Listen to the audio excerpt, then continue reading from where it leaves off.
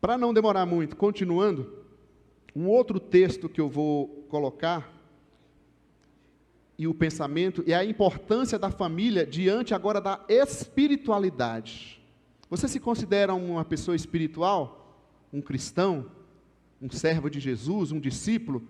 Esse texto nos aponta um pouco como anda a nossa espiritualidade, pensando na vida familiar. 1 Pedro, capítulo 3, versículo 7. Olha que versículo, gente. O contexto aqui está falando exatamente do papel do homem, da mulher e do homem. Tem várias outras coisas que estão sendo faladas. Eu não vou colocar tudo, daria para trabalhar só esse texto, de forma mais expositiva, para a gente aprender muito. Mas eu quero trabalhar outros textos para mostrar essa importância da família em vários textos que a Bíblia está apontando. Então, o contexto aqui está falando do papel da mulher e do homem.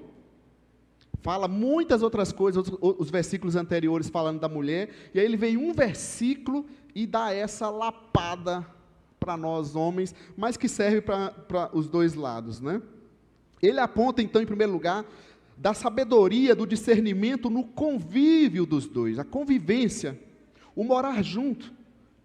Tipo assim, veja bem como é que vocês estão vivendo juntos. Então, a importância da família diante da espiritualidade. Não está falando da espiritualidade aqui, que eu vou apontar já, com respeito ao que a gente faz na igreja, nos serviços, na nossa oração pessoal, não. Está dizendo o seguinte, analisa, observe, se você está vivendo com sabedoria, o convívio, como você está morando junto. É um morar junto. Hoje em dia a turma não quer nem morar junto mais, É um numa casa, outro na outra. Por quê? Porque dá trabalho, porque tem coisas a alinhar. Mas é o modelo da palavra. Muitas vezes está debaixo do mesmo teto, mas corpos separados. Debaixo do mesmo teto. E aqui está mostrando para nós, veja o convívio, morando juntos. Como vocês estão morando juntos. A outra observação é que ele diz para tratar a esposa, a mulher aqui, com honra. Com honra. Essa mesma palavra é usada no tratamento entre os irmãos, em todo o Novo Testamento. É você tratar com dignidade, com preciosidade. É ver o quão importante é o outro. A Bíblia diz em muitos outros textos, dê honra ao seu irmão, considere o outro superior a você. E ele vem e coloca isso também dentro do convívio familiar. Como casais, como filhos, tratar com honra, com dignidade, tratando com preciosidade. E aí ele vem e diz que tratar também como essa parte mais frágil, que muitos leram, e até na sociedade muito é dito, como o sexo mais frágil. Em primeiro lugar, a palavra sexo não aparece aqui no texto, como se colocasse que a mulher, o sexo feminino, é mais frágil. Não é essa palavra. A palavra aqui é de vaso. Um vaso mais frágil. O que é isso? Quando você tem casa, olha o contexto, está morando junto, dentro de uma casa tem vasos. Vasos de um tipo, vasos de outro tipo, vasos mais delicados, mais cuidadosos, de cristais, entende? Vasos mais rústicos. O contexto aqui é esse, de vasos. E temos muitos outros textos apontando que sejamos vasos de honra nas mãos do Senhor. E aí ele está dizendo para o homem tratar a mulher como esse vaso mais frágil, mais delicado. Então, em primeiro lugar, não é diferença entre homem e mulher, porque o homem também é vaso, mas ele é um vaso mais rústico, a mulher é um vaso mais delicado. Agora pega isso, olha para o texto e faça uma comparação de olhar para a mulher, pensando aqui no homem, no tratamento com a mulher, de tratá-la com mais delicadeza, versus essa sociedade onde a gente vê tanta violência doméstica. Onde é que está a linha do negócio? O homem tratar a mulher com mais delicadeza, como um vaso mais frágil. E fisicamente apesar que tem umas mulheres aí que pegam vários homens juntos, as lutadoras principalmente, mas aqui é no sentido de essência mesmo, com delicadeza, como parte mais frágil. Então, anota isso, a Bíblia não diz que a mulher é o sexo frágil. Isso foi, não sei de onde tiraram essa ideia, Mas tratá-la com delicadeza. como parte mais frágil, versus essa violência doméstica que a gente tanto vê, seja física, seja verbal, e também quanto ao abuso contra as mulheres. Né? Veja as reportagens, vai no metrô de São Paulo, se a mulher está vestida de uma forma, o cidadão acha que ele tem direito de tocá-la, de fazer qualquer coisa. Enquanto a Bíblia nos diz para que esses homens deveriam tratar as mulheres com dignidade, com honra, com preciosidade, com delicadeza.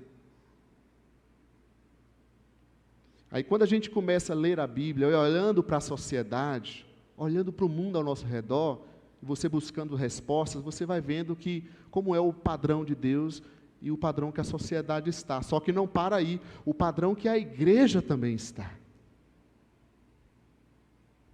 Porque somos seres humanos, a gente se converte, vem para Jesus, mas precisa aprender a viver como Jesus. É um processo de educação.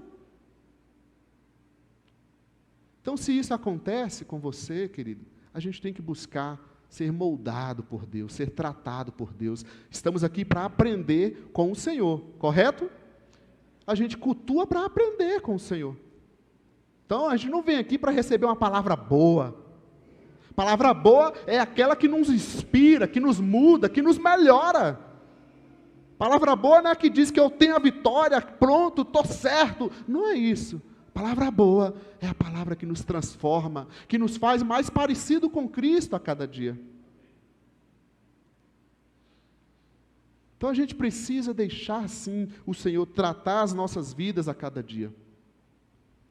Quero ser um discípulo de Cristo, como é que está a minha espiritualidade? E aí continua, né? Ele ainda vai falar, considerando ela como co-herdeira da graça, ou seja, juntos. Se eu sou herdeiro de Cristo, eu sou casado, meu cônjuge, minha esposa é co-herdeira comigo, vice-versa. Não é meu. Você vê como não está apontando diferença entre o sexo, entre os gêneros aqui. Não, colocando a mulher junto do homem. E isso desde aquele tempo. Tratando como co-herdeira da graça. Somos juntos nisso. Versus o machismo que a gente vê. Essa visão machista onde acha que o homem é superior. E aí, a parte que complica, ele fala tudo isso para tratar dessa forma, para quê? Para que as suas orações não sejam interrompidas. Aí o negócio se complica. Como assim? Os comentaristas bíblicos não sabem dizer, não temos a frase, se trata da oração do homem individualmente ou da oração dos dois juntos. Tipo, se você não trata dessa forma, não vai conseguir orar juntos. Então devemos olhar por essas duas possibilidades. Mas isso para mim é muito impactante. Assim como a gente olhou para o outro texto, mostrando a importância, né, da família, da vida familiar, do governar a sua casa, olhar agora para a espiritualidade. Sou uma pessoa espiritual, sou cheia de Deus, essas coisas todas, cheia de talento, faço muitas coisas para Deus. Minhas orações podem ser totalmente interrompidas, podem estar sendo vistas e aceitas pelos homens, mas segundo a Escritura Sagrada, não sobe ao céu, não é aceita por Deus, se dentro de casa, se na minha vida familiar, eu me enquadro aqui. É diferente ou não é? Parece quando a gente lê a Bíblia e a gente olha para a vida, para as igrejas, para as coisas, tá meio diferente. E repito, não se trata de não ter imperfeições, mas de não reconhecê-las e não aceitar tratá-las e melhorá-las. Para que não sejam interrompidas as suas orações. Então, se eu me considero um discípulo de Cristo, se eu quero ser um discípulo de Cristo, um servo de Deus, andar com o Senhor, eu tenho que olhar, desde já, a minha vivência em casa, com os meus familiares. Como você trata seus pais? Poderíamos citar outros textos. Mas eu sou uma pessoa tão obediente a Deus. Vamos analisar o quanto você é obediente aos seus pais. Eu sou uma pessoa tão cheia, tão espiritual. Vamos analisar o quanto, como eu trato, como eu me relaciono no meu casamento. Vice-versa. Aqui que a gente analisa a nossa espiritualidade. Amém, gente? Estão comigo, sim ou não? Podemos continuar? Então, a importância da família diante da espiritualidade. Então, a gente poderia pensar, olha, eu não vou avaliar o quanto eu sou espiritual pela atividade que eu exerço, e sim pelo meu comportamento dentro de casa, na minha família, pela minha mudança de vida.